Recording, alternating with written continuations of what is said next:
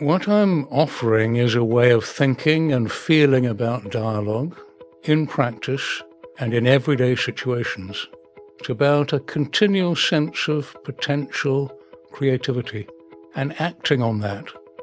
If we gather the right people with the necessary DNA, we can seed the future. This new kind of dialogue really is a different way of working. Hello, and welcome to A New Kind of Dialogue, the podcast. I'm Jane Ball, co-founder of Dialogue Associates, along with Peter Garrett. In this podcast, we aim to bring the concept of dialogue into your life and the way you work. And we're doing this by exploring the chapters of Peter's book, A New Kind of Dialogue. Although we're coming to the end of the book, the story continues. Please let us know what you've learned and what you're taking forward, and also what you'd like to hear us do next on the podcast. In today's episode, we are in many ways bringing everything together. From the early learnings in dialogue with David Bohm to the codification of dialogue as a practice. Here Peter's experience and thinking comes together into one integrated model.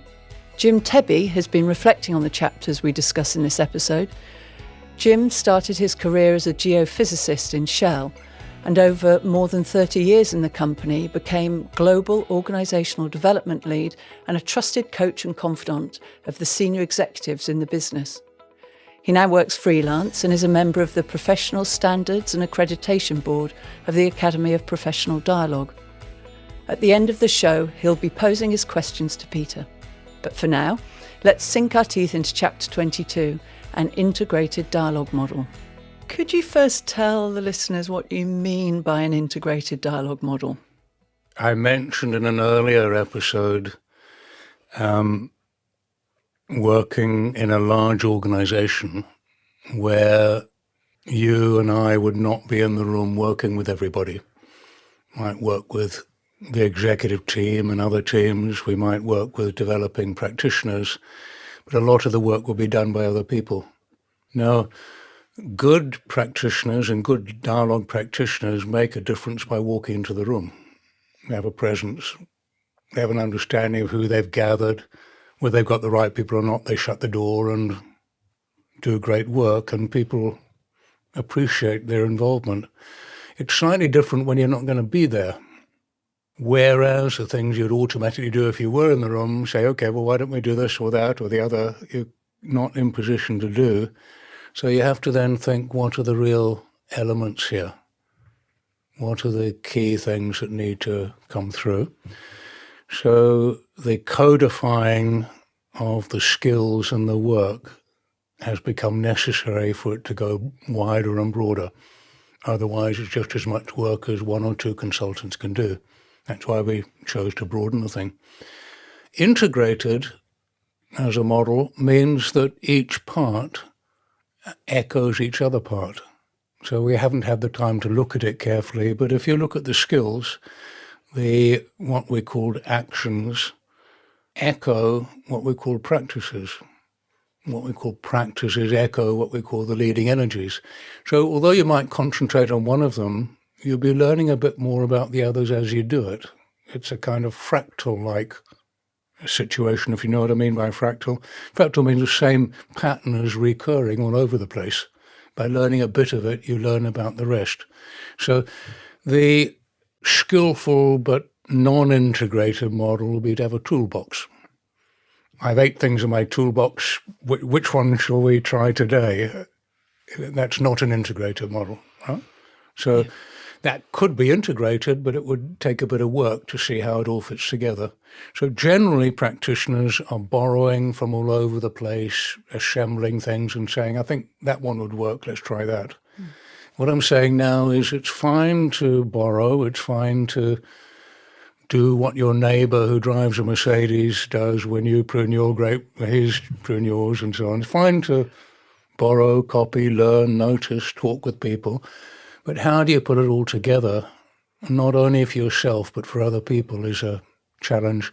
And that's what we've worked on for some years to create an integrated dialogue model. That can't precede all the practice. you couldn't start with an integrated dialogue model and then spill it out down to practice. So it's naming the essence of what's required in different places. We're going to go on to look at 4 theories that make up this model. Could you say first where this framework for theories comes from? Yeah, the only person I've met, and I distinguish between people I've met and people I've read about, who's talked about the theory of theories, is David Cantor. So David Cantor was particularly interested in each leader and each practitioner having their own theory. And so he proposed what might be elements in a theory. And he thought one element of theory is your practice, what you do. Another element of theory is how change works. And another element of theory he had was what's the thing you do? Thing is deliberately vague, meaning what is it you work on? What's the essential thing you work with? And for each, he called it a theory of the thing, a theory of practice, and a theory of change. So I adapted that as I had his other work. Well, he knew about it, and added a further theory, a theory of the person. Yeah, good, because the eagle-eared listener would have noticed that I'd said 4 theories, so that's good. Tell us then, what is the dialogic theory of the thing? That's a bit like saying, who are you really? That's quite a deep question. I don't mean it's a philosophical question necessarily, although it is, but what's this really all about is a challenge. We're clearly working with consciousness. We're saying that what happens in consciousness, if it gets damaged or disjointed or fragmented within oneself and amongst a group of people, and it'll be both, leads to problems in form. So it's about consciousness, but it's also about form. So a not very clever example would be somebody who's a bit drunk might not take everything into account and knock over a few things. Or somebody who has amnesia might forget things they're doing and come out of the kitchen, the tap's still running, the front door's open. So not only have you got to deal with the amnesia or drunkenness or whatever it might be, you've also got to deal with the fact that the water's running out, the door's open, the heat's gone and so on. So have to find a way of dealing with consciousness that also addresses what's happening in form. If we put the form first, we're in an emergency situation. That closes it further and further down and say, forget what you think about it, get that door, turn off the water. That's emergency. The closer we get to emergency, the smaller we take it down to do this quick kind of thing. As we step back, of course, and have the chance to reflect, it's clearly how we think about it. So the thing we're doing is working with consciousness and its impact in form.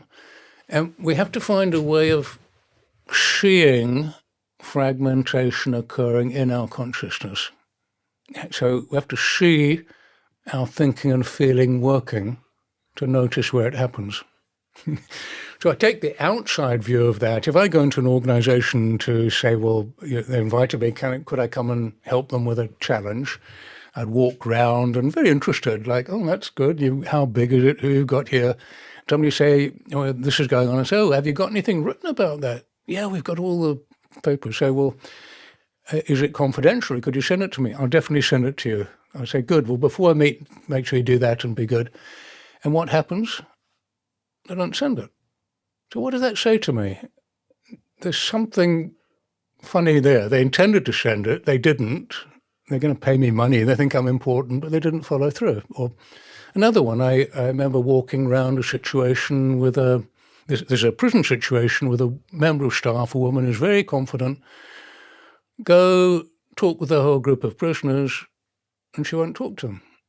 I think, well, she's very calm. Why wouldn't she talk to the prisoners? Is this she's worried because she's a woman? Is it a member of staff? Then I see another member of staff doesn't want to talk to a prisoner. see one who is and is rejecting what's said. So this is a bit like walking in the bush and seeing a broken twig. What does that tell me? Why would staff not want to talk to prisoners? Well, you ask, well, they petition us, we can't do it all or whatever. So there's a little clue there. There's something here about the fact that some people have demands and are frustrated with them. So you start to spot little things like that. So it's in form, but it's in consciousness. So the thing is, we're working with consciousness and seeing how it works in form, but we're trying to get back to what it is in consciousness that causes it. That's not a very succinct answer to a very difficult question. Very difficult. Well, there were 21 chapters before this that may help people to understand this. Mm-hmm. And I guess it sounds like that comes very directly from the work with David Bohm.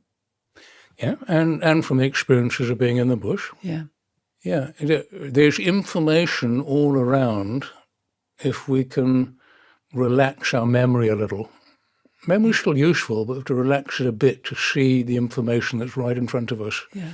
Signals are there all the time. They are. So what about the dialogic theory of change, which comes next? So I like this about David Cantor because many practitioners don't have a theory of change. How does change work? Well, I do this and I do that and I do that. No, how does the change work? Well, and this is a little more difficult. You could have incremental change. We keep doing it, and over time, it becomes common practice. I give you an example of incremental change. I live in a rural area with a short street where people are helpful and unhelpful pulling over.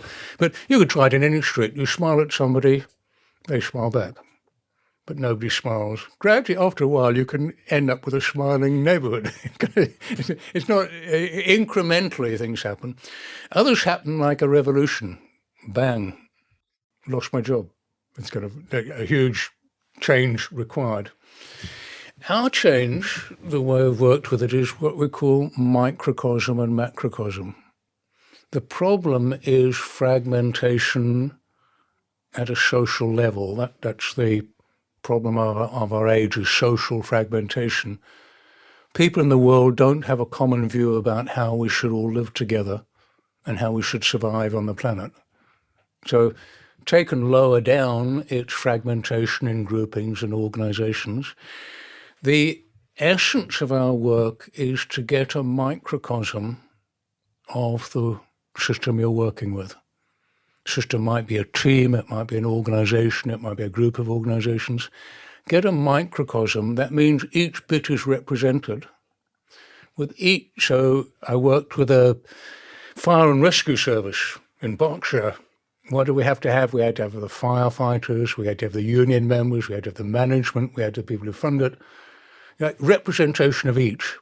That microcosm, when you've got half a dozen people or whatever is appropriate, has to get hold of the problem. And what they have to do is tell each other their stories about what's happening and realize that their stories are not entirely true to other people. You argue, you push and pull, you inquire, you reason and you start realizing, actually, I thought you were being bloody minded and I realized you didn't have a choice on that, or you were trying to do something different or whatever. And gradually that microcosm, through a dialogic process, develops a common story that the system doesn't have. But it's the essential story that will work for the system because it works for the microcosm. So then the architecture is, how do you take that microcosmic solution and extend it out to the whole system that you're working with? Mm-hmm. And so the microcosm to the macrocosm, that's the change model. And then the theory of practice, which I think it builds on that. And the theory of practice is, how do you identify that microcosm, and then how do you extend that microcosm? So to identify the microcosm, you obviously start with some individuals. When you begin with a new organization, you're talking to one person. You talk to more people. If you're in an organization, you're talking to people in your own part but not others. So you do have to, on the one hand, start to get a sense of what the challenge is. On the other hand, you have to discover what other people think. And as you discover what other people think, you start to be able to depict it, as I said, in a graphic of some kind, to say, these are the 10 parts, these are the 3 parts, these are the 7, this is how they tie together, so you can pull together that microcosm. Now that microcosm is like the acorn I mentioned early on. The acorn, the environment passes through the acorn to form an oak tree. The situation passes through that microcosm, and they work out how it can develop generatively. They know how it's not working and why it's like that, and explore it and start to get a feel of the potential of how it could be. Once the microcosm has cracked the issue, then the architecture is how do you extend that? You have to design a process which will get the next grouping. Might be the whole grouping, it might be a series of engagements to get there, cycles of engagement to get there. But that's the practice based on that process. Yeah, we've named that the implicate change model. So in the fire brigade, having worked with 6 people, then I invited each of them to invite 6 from their grouping. So then we had 36 people, same conversation back and forward. Otherwise people feel they're betrayed. My union leader just betrayed me. At the end of a session with 36, my union leader saw something I hadn't seen, and I'm pleased he did. You know? And then from the 36, we went to the whole brigade. Some pieces in between, but that's the basic architecture and practice. Yeah. The 4th theory is the theory of the person, which you added. Yes. So what is the dialogic theory of the person? Or you might want to say a little bit about the fact that David Cantor didn't have a theory of the person and why it was introduced I think and important. I mean, David's not alive now, so he can't answer for himself, so I don't want to be critical unnecessarily, but I think he probably, all his work was with families and people in organizations, so I think he probably was so close he didn't notice it was there, maybe. My theory of the person spins out into respect, listening, relationships, and so on. It spins out into why things are like they are. So my theory of the person, people, generally any individual person, is intelligent, is compassionate, and likes to or naturally participates, is inclined to participate. Now, when I suggest this, I get the response, no, well, they could be intelligent if they learnt a few things, but I tell you why they're not intelligent. So that's not true. They've resolved their situation, which is complex and difficult, to behave the way they're now behaving. And if you were in this situation, you might find you'd do exactly the same thing. It's quite intelligent to manage your situation. Now, there may be other ways of handling it if you're aware of more, but people are intelligent. People are compassionate, and they might not look like they care, but I assure you they do. Inside, in every person, people naturally participate. Now, if they appear to you and me not to be intelligent or compassionate or participating, you need dialogue. A dialogue can find that out. Why are these people not participating? Don't force them to participate or find out what's going on for them that leads them to resolve their activity in a neutral way which doesn't seem to be a contribution. And there'll be a very good reason for it. That's why things regress if you're not careful, because people choose the best resolution they can make. Incidentally, and this is spinning out, I have no idea whether it's in the book or not, but my own view is the same with health. People fight to deal with their illness. The illness is the resolution of everything you're facing. The illness that lays you in bed needs to lay you in bed to slow you down. So it might not sound, this is something that you'd have to try out and think about a little bit more, But I believe there is a natural resolution of the forces that one's aware of. The question is how to extend the awareness and the participation. Mm-hmm.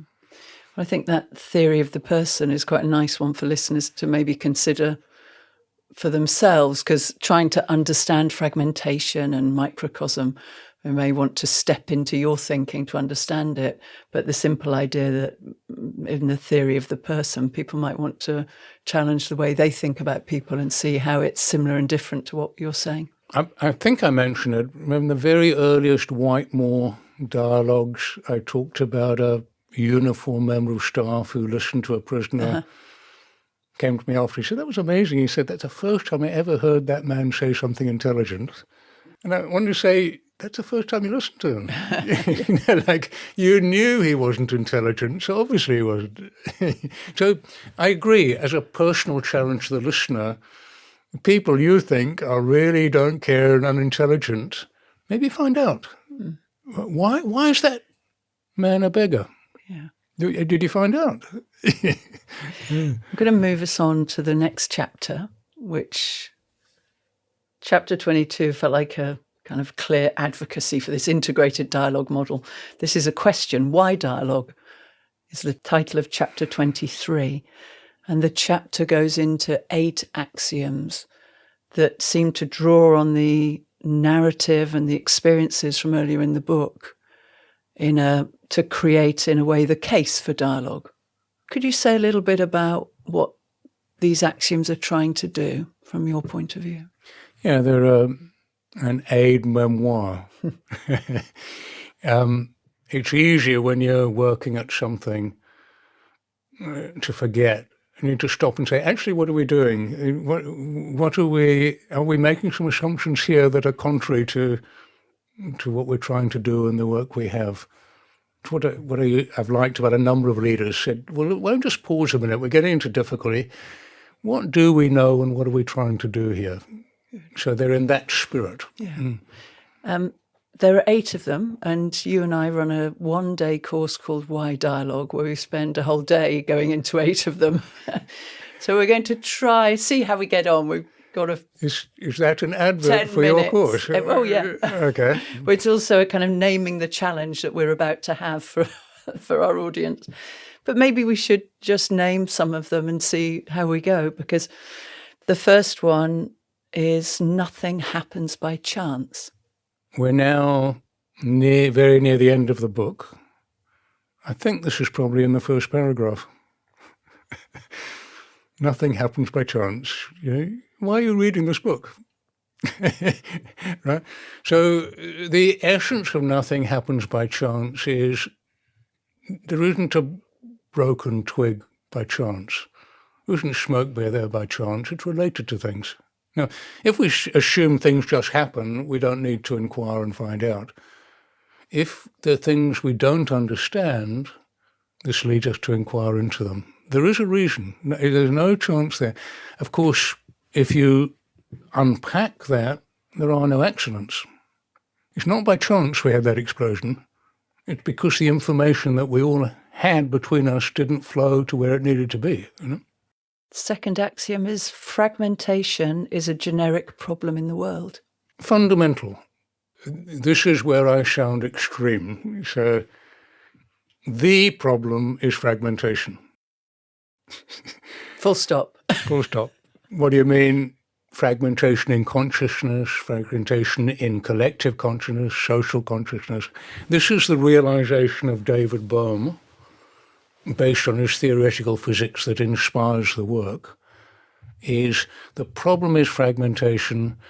For fragmentation, you need dialogue and a clear understanding of how consciousness works, how it affects things in form. Mm-hmm.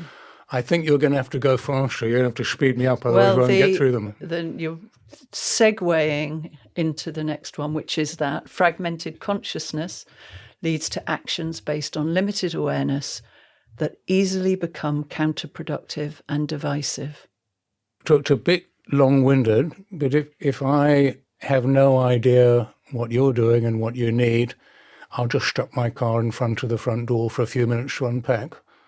And it makes a big difference to you. I don't know. I still remember the outrage in a community dialogue when one of the offenders said, well, I stole a car and sold it.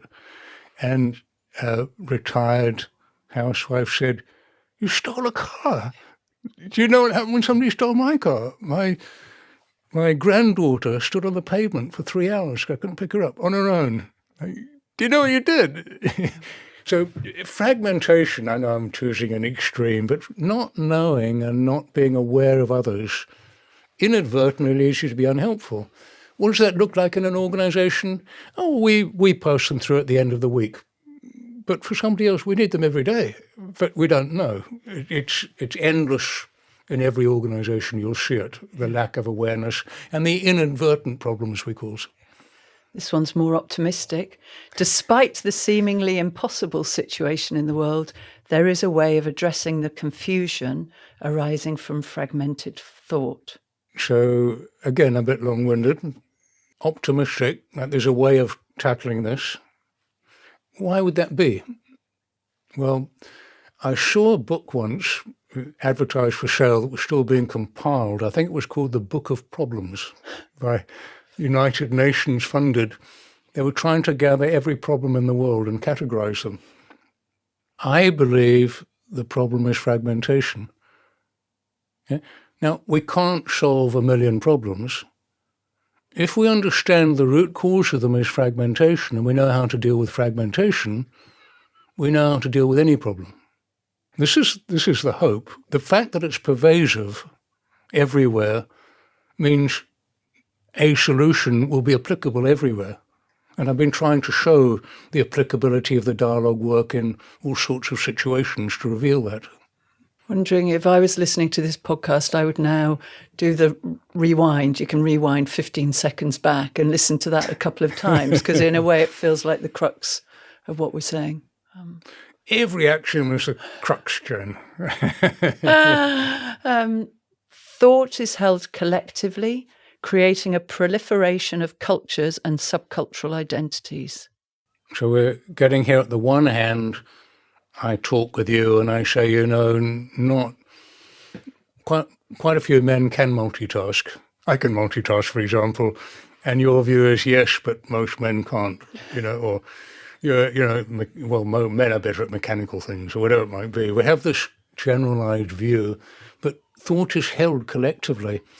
If we don't recognize that, we think that by changing the views and opinions of an individual, it'll change for others. It doesn't. They revert to the common view. So how do you address commonly held thought? Subcultures confirm their own thinking, right? All those who believe in dialogue confirm their belief in dialogue. All those who believe in command and control confirm their beliefs in command and control, whatever it might be. So how do you address it? You have to have a group of people. It has to be not one or two, but it has to be a grouping. It has to be representational.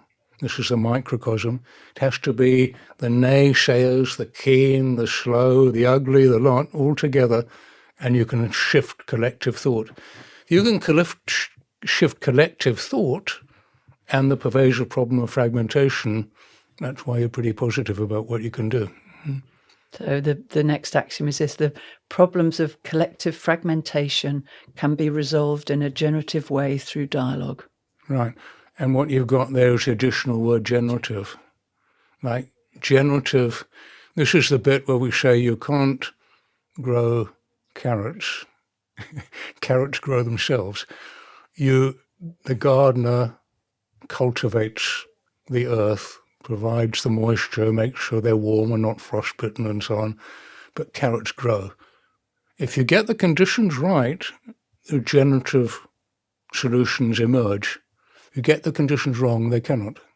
The acorn has to be a certain depth in the soil, moist enough for it to become an oak tree. So the role here is one of nurturing the process. The process it functions its own way. Good. I'm still feeling optimistic. Dialogue is the science of designing structures that generate coherence, requiring professional method and rigor. So this is the kind of thing I was talking about, where you read the system, depict the different groupings that essentially must be involved. And the whole thing is about inclusion, not exclusion. The typical change process is to try to construct the answer and exclude people who are being unhelpful to that. The dialogic process is we have to include the understanding, the intelligence, compassion, to draw the participation of everyone. There's a contribution to be made from each person. They're not, the good and bad all have a contribution to what's brought together. I quite like the word rigour in there. Yeah. Reminds me, last episode you mentioned working dialogue, where there is a gate, and you don't pass through the gate in a working dialogue unless you've actually done the rigorous work of the previous step or phase. So could you be a professional if you didn't have some rigour to your practice? And the rigour is to ensure that it works, and to intervene if it's not working, to ensure nobody gets damaged in the process or we don't get what we're trying to produce. Mm. And then dialogue is the art of enabling the unfolding processes that transform fragmented situation into generative ones, requiring courage and sensitivity. So this is not a mechanical process. This is a process which every time is different and requires care and attention. It is challenging to name fragmentation when people's careers, reputation depend on them. So it's quite an art to finding out how to open up things which people don't want to open up. And there are many vivid stories of this, but you have to be curious to realize, okay, this is what we're not talking about. Why are we not talking about this? How could we open this up in a way that enables people to do so? And of course, there are skills to achieve that. But the idea that the practitioner would just say, well, it's your problem, I'll help you a bit and you sort it out. As a practitioner in dialogue, it's happening inside you as well. You feel in yourself the challenge for people trying to bring out what's needed. Mm. You're raising the practitioner at the end of that chapter. The next chapter, we look at the dialogic intention, where we look at the role of the practitioner in this work. So I just say this comes nearer the end because anybody who's managed to read this far, I mean, this is over 440 pages of dense writing. Anybody who gets this far probably has some idea about being a practitioner. So I thought we put in those who are still standing might be thinking, as a practitioner, what's the professional stance here? What's involved in this? Yeah, that's what I was going to ask, because I don't know if there are many models that codify an intention. Why do you think it was important to codify an intention? Why?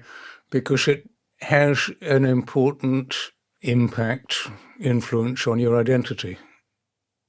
So who do you meet as the practitioner in the room? Of course, you could meet all sorts of people. Me as a father, as a son, as a businessman, as an artist. But in this case, as a practitioner, who do you meet? Well, this is what we're trying to describe. And one of the features of this, well, we can go through all the features if you like. Yeah, let's do that. Then again, in the book, there's a graphic, and all of the graphics are mandala-like. So I'm going to start in one place. You could start anywhere, but start with energy, which is one of the features of the intention. So you're going to choose somewhere else to start. I'll say yes and ignore your guidance. I know. This one isn't quite mandala-like in the book, although there is a mandala version. But the centre of this is flow. Mm-hmm. The centre of this is the aim of the practitioner is to bring about a flow in the consciousness of people rather than a fragmented situation.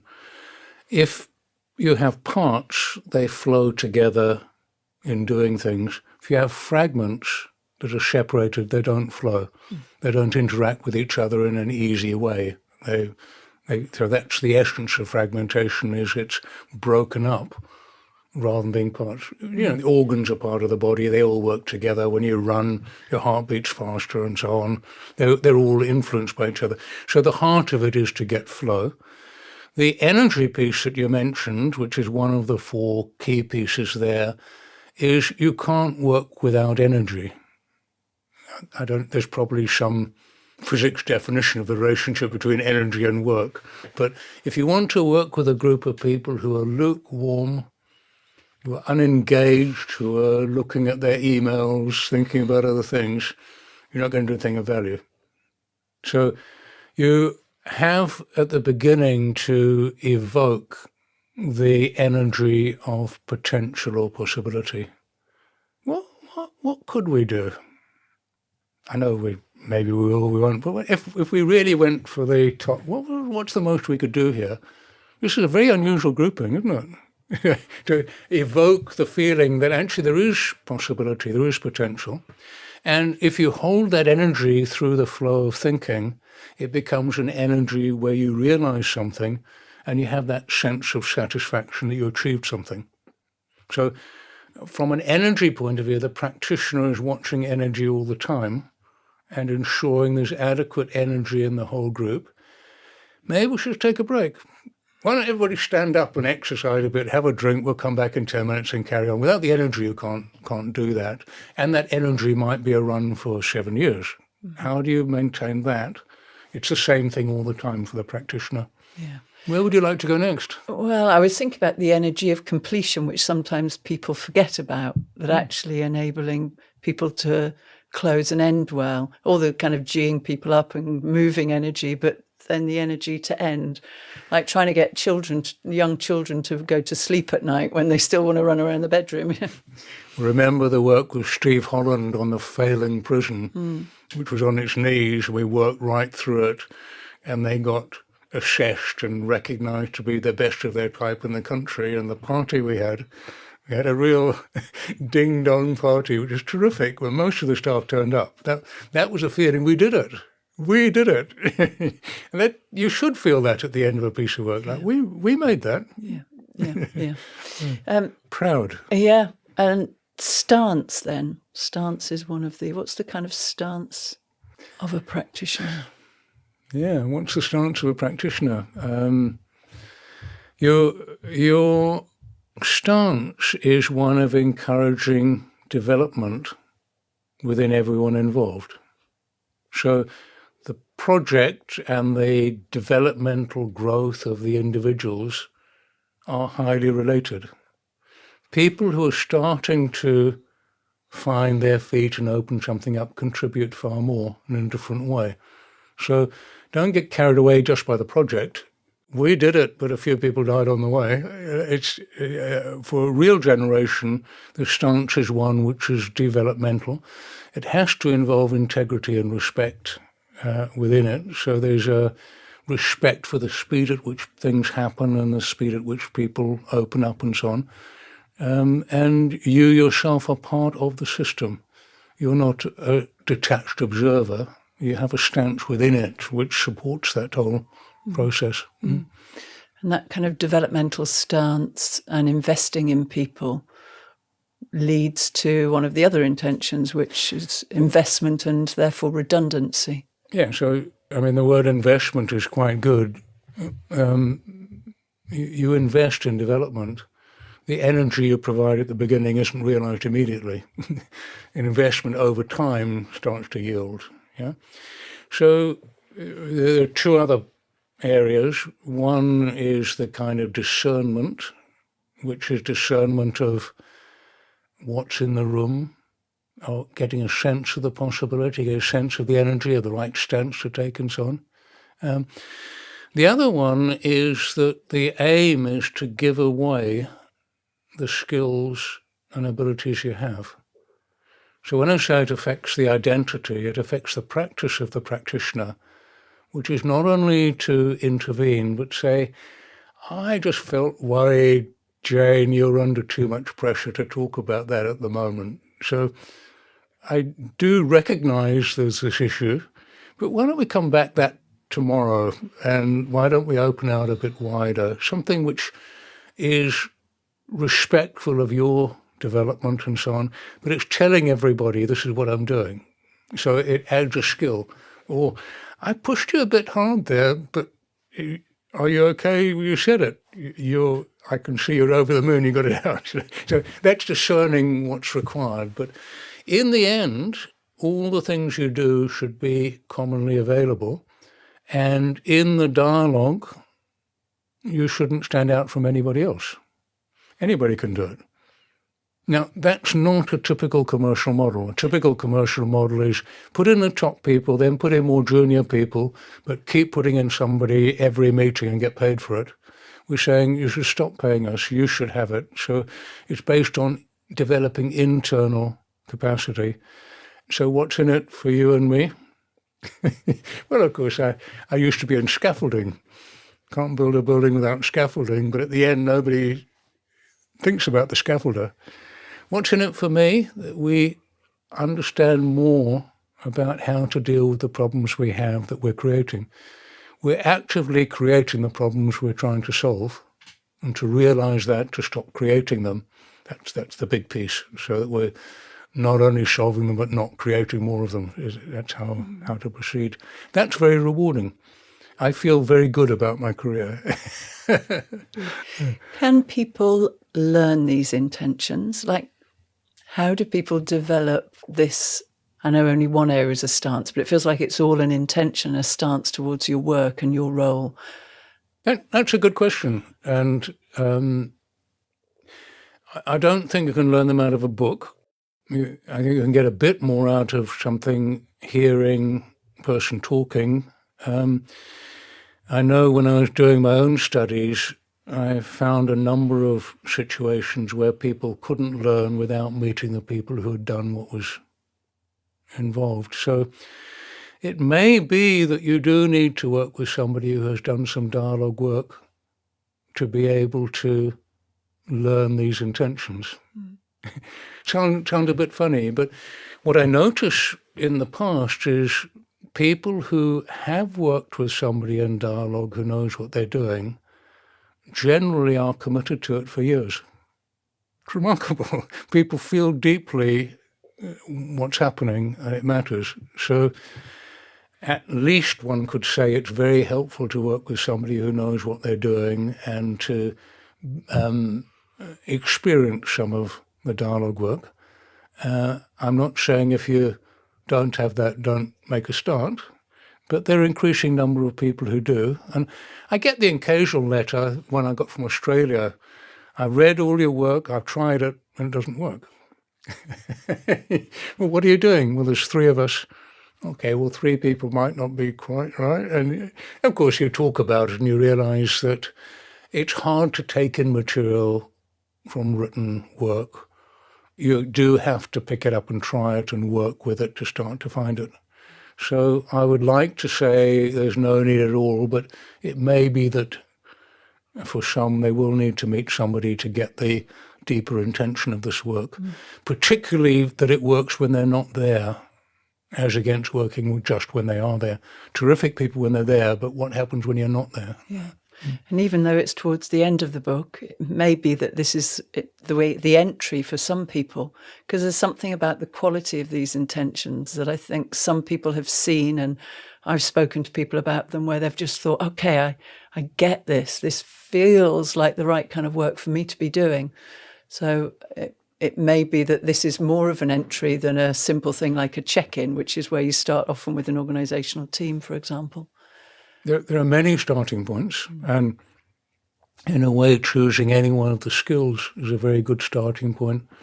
The practices of being authentic and listening and respecting other people and so on. There are many possibilities. In the end, we have to recognize what's happening in our own consciousness, what's happening in our thinking, our feelings, and be able to talk about them. And we have to enable that to happen with other people. Otherwise, we're in the dark. We're flying an aircraft without any controls, hoping to land on the runway and finding there's a few clouds in the way that cause a bit of trouble. So what's happening in my own consciousness at the moment is that we should probably hear from Jim Tebbe, because time is getting on, who's our guest from today. Let's hear Jim's question for you, Peter. Peter, as you uncover fragmentation in the organization, as you enter a system and diagnose it, how evident do you make this to your client in the beginning stages? The fragmentation, that is. What are typical reactions clients have when they discover this? When do you share how their own view of each other could be causing the very problems you're in there to fix? Right. Great question, Jim. Just say, have huge respect for Jim as I do for June, and been lucky to know Jim for a long time, senior OD guy in a very large organization and great colleague and friend. You worked closely together with David Cantor. Yes. Well. And that's why this is particularly helpful, because Jim is one of the few people who would understand the theory of theories and understand that this question is about the theory of practice, in a way, when and how and what, and practice about the sequence. And I also think Jim would ask it because he knows practitioners who don't reveal what they're doing, and I know he's wondered about it himself. But when you're dealing with a client, what do you keep up your sleeve in the dark and pull out at the right moment, and what do you reveal? So my own preference is to be as open as I can. I like to go into a first situation in an organization conversationally, where people are relaxed and talk about what they're doing and what they like and don't like and how they're going and so on. And I like to connect with people and say, well, I have done something similar to this. I remember in India, this is what I was working on. Is it like that? And I'm slightly pushing and pulling, not making them right or wrong, but getting them to say a little bit about it. And then I would fairly soon say, funny, that does make me think about this. Like, just maybe wonder how comfortable people are in that situation. Does it you? What do you think?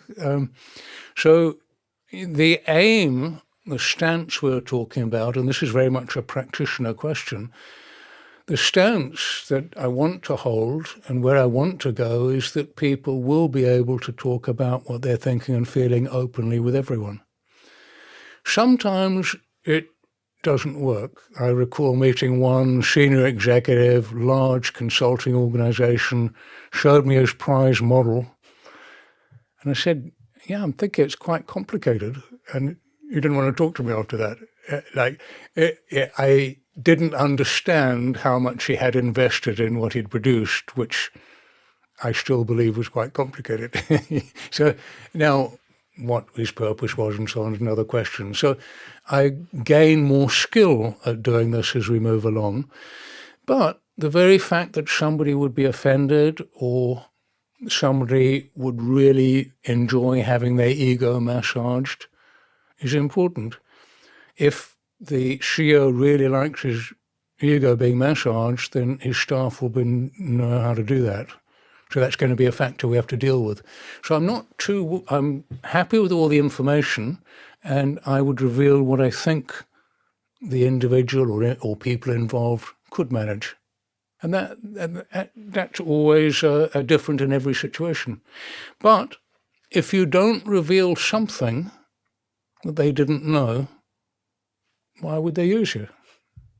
They could appoint you to do something on their behalf, but actually to work with them, I believe after one meeting, the individual or individuals involved should be saying, yeah, we should think about that, It should be saying, yeah, that was an interesting, I hadn't really noticed that, whatever it might be. So I would expect any practitioner to make an impression in the first meeting by revealing something that may not be known or understood by the people involved. Mm-hmm. Be interesting if we had someone here who didn't reveal their thinking in the same way to explore why they might not. It'll give us a different kind of bite to this inquiry. One person who had a different style was David Cantor. And he chose not to reveal his method. Now, he had a very nice, dynamic, in-the-room approach, but he wouldn't say, this is what I'm doing. He would talk to you so that somebody else would hear, for example, and vice versa, but he wouldn't say, that's what I'm doing. I'd be more inclined to say, well, it might be relevant to everybody, but what do you really think, Jane? Signalling the fact that everybody's there and listening, and actually there's a wider audience than just me. But David is one, and there are many who, most practitioners don't seek to reveal too much of what they're doing, but make an impact. Thank you, Peter. Thank you, Jim. Thanks for listening to A New Kind of Dialogue, the podcast, with me, Jane Ball, and Peter Garrett. If you're inspired by any of our thoughts today, visit dialogue-associates.com to find out more. We can only scratch the surface of what's inside the book with the time we have, so if you want to dig deeper into these stories and learnings, you can buy A New Kind of Dialogue at Waterstones, on Amazon, and your favourite bookstores. We're starting to explore how to take this podcast forward beyond the book. Please let us know what you'd like to hear us do with the podcast in the future. Leave a review and give the show a 5-star rating if you enjoyed it, and subscribe so you never miss an episode. Check out the show notes for extra information and links. Join us next time as we discuss the final 2 chapters and the culmination of all of this, the establishment of the Academy of Professional Dialogue.